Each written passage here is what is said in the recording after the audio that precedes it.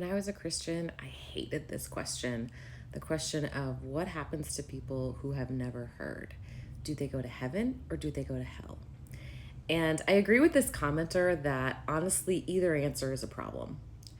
So if people who have never heard go to hell, on one hand, it's consistent because, especially in Protestant theology, that you have to believe and accept, this gift from Jesus. And if you don't accept, you have to go to hell.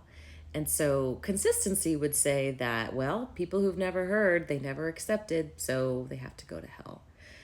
Now, I think there's a lot of Christians who don't believe that for a variety of reasons. But one, that would make God colossally unfair to create someone who will never hear about him and punish them anyway. So there has to be a way for people who have never heard to go to heaven. And there are, a couple kind of ways around that.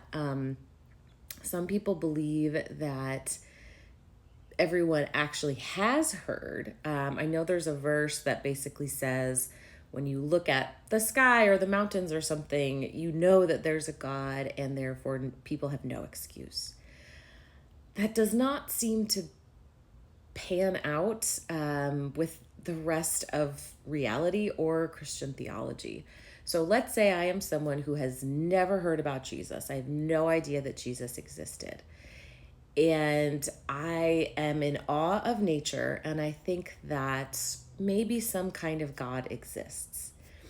If that knowledge is enough for me to get into heaven, then I don't need Jesus at all, right? I didn't need to believe in Jesus. And if that's the case, then nobody needs to believe in Jesus in order to go to heaven, which puts a huge wrench, again, in Protestant theology.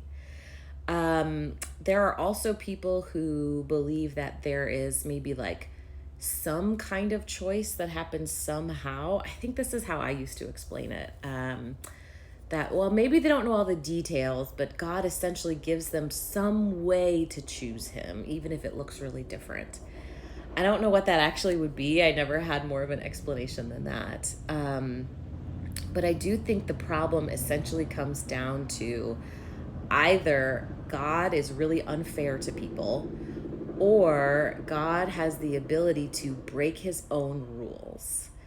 And if that's the case, if God can just forgive people without them accepting the gift, then it's never necessary.